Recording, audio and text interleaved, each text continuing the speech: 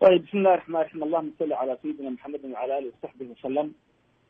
marka hore horta waxaan ixtiraamaya qadarin waxaya madaxweynaha, waxaan kaloo ixtiraamaya dastuurka kumeel gaarka ah, dastuuradii ka horeeyey shuruucda dhaqangalka ah. waxaan halkan ka cadaynayaa in shuruucda dalku oo ugu sarreeyo mar walba dastuurku ay qeexayaan oo dhigayaan kala qaybsanaanta awoodaha fulinta, garsoorka iyo xeertejinta. waxay cadaynayaan oo weliba dastuurka kumbeelgaarka uu cadaynayaa axdiqareemadadii iyo dastuuradii cadaynayaan in garsoorku ka madax banaan yahay laamaha dawladda ee sharci-dejinta iyo fulinta soo sheegay. waa qodob. waa garta arrintaasi sharcigu marka muxuu dhigayaa in xilka lagaaga qaadi karo? sharcigu wuxuu dhigayaa oo dastuurku wuxuu dhigayaa in loo raaciyo xeerka nidaamka garsoorka. xeerka nidaamka garsoorka qodobkiisa 23 wuxuu sheegayaa sida ay shaqada uga fariisan karaan xubnaha maxkamadda sare ee gudoomiyuhu ugu horeeyo iyo garsoorayaasha kale ee aan lahayn xubnaha maxkamadda sare. wuxuu cadaynayaa in gudoomiyaha maxkamadda sare, la taliyaha koowaad oo ah gudoomiye ku-xigeenka koowaad, la taliyayaasha maxkamadda sare oo ah garsoorayaasha maxkamadda sare ay shaqada kaga fariisanayaan markay gaadhaan da-da 5 iyo 60. wuxuu caddaynaya in garsoorayaasha kale lagu dabaqayo qodobada la xiriira xeerarka shaqaalaha rayidka ee dawladda. saasay kala qaybsan. marka wixii sharciga waan u hogaansana, waana ka hooseeya. wixii sharciga waan diyaar baan ahay. wixii aan sharci ahayn oo ka baxdaan si sharciga aan arrintaasi u dhicin uma dhicine waxaan gudanayaa xilkaydii iyo waajibaadkaydii dastuurigaha ee lay dhaariyey ee lay. marka waxaad leedahay xilka qaadistii laygu sameeyey waxba kama jirto, aniga ah gudoomiyihii maxkamadda sare. sharciga looma marin, loomana raacin. waxaa xilka ku banaan karaa marka loo maro sharciga. marka hadda adiga ah gudoomiyihii maxkamadda sare. xilkaygana waa ku gudanayaa, waan ku shaqo tiriya haddii lahayd. ummadda Soomaaliyeed, qaranka Soomaaliyeed meel joogaanba waajibaadkii aan u hayay waa u fulinayay si sharciga waafaqsan. marka madaxweynaha ma ka wada hadasheen xilka qaadistaada ka hor intaan xilka lagaa qaadin? ma jireen wax khilaafaad ah oo idinka dhexeeyay mase arrintan unbaad ka war hesha hal mar?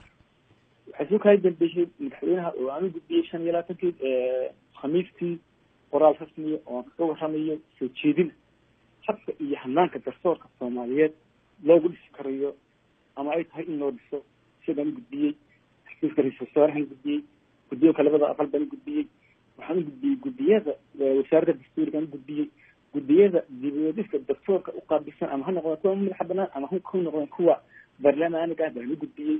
waxaan ka wada shaqeynay habka iyo hanaanka garsoorka Soomaaliyeed loo dhisi lahaa. waxaa jira guddi la yiraahdo guddiga adeega garsoorka. xagee ku dambeeyay dhismaha guddigaas? waa xilka iyo waajibaadka guddigu wuxuu waajib inuu dhiso waa dastuuriya. shuruucdana way inuu dhiso. waana cidda u qaabilsan soo jeedinta, dalacsiinta, xilka qaadista iyo magacaabista garsoorayaasha. waa hawl dhiman oo ay ahayd in la sameeyo. waxaa igu dambeysay toddobaadkii dhaweyd inaan madaxweynaha ka hadlayo hab in la dhiso golaha adeega garsoorka. oo waxna waxay ku imanayaan xafiisyo, waxna waxay ku imanayaan magacaabis. wixii xafiisyada ku imanaya jooga mooyaane wixii kale lasoo dhamaystiro sharciga in la mariyo. adiga waxaa bedeshay gudoomiyihii ka horeeyay maxkamadda sare Caydiid Ilka Xanaf oo uu xilka ka qaaday madaxweynihii joogay xilligaasi Xasan Sheekh Maxamuud iyadoo aan guddina loo sii marin. maxaa isleedahay taasuna xalaalay ahayd, tanuna waxaa looma marin sharciga? maxay ku kala duwanaayeen labada xilka qaadis? aan kuugu celiyey qodobka 23 shaqo ka fadhiista da'da awgeed. gudoomiyaha maxkamadda sare iyo xubnaha maxkamadda sare waxay shaqada ka fariisanayaan markay gaaraan da'da 5 iyo 60aad, yani cimriga 5 iyo 60. madaxweyne xasan sheekh wuxuu kaga fariisiyey gudoomiyihii ugu horeeyey da'da oo uu ku cadeeyey xeerkii ama dikreetada ku soo saaray inuu gaaray da'dii 5 iyo 60 ka ahayd. waa qodob sharci weeyaan. golihiina markaa ma jirin. taasaa keentay. marka haddii laleeyahay da'dii baad gaadhay waa ahlan sahlan oo 5 iyo 60 baan gaaray.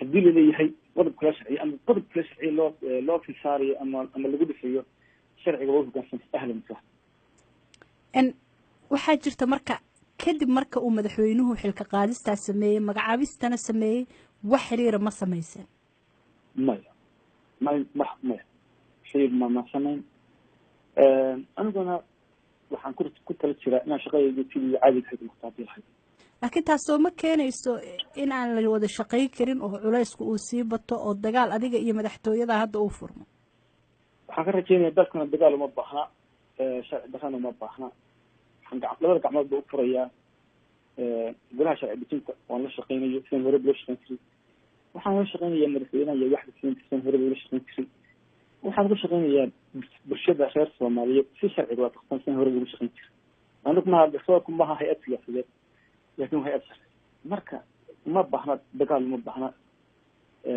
dalkan iyo dadka kaasi wuxuu ahaa gudoomiyihii maxkamadda sare ee Soomaaliya Ibraahim Iidla Suleymaan oo shalayto war ka soo baxay xafiiska madaxweynaha Soomaaliya lagu sheegay in xilkii lagaga qaaday wuxuu waramayay Falastiin Axmed Iimaan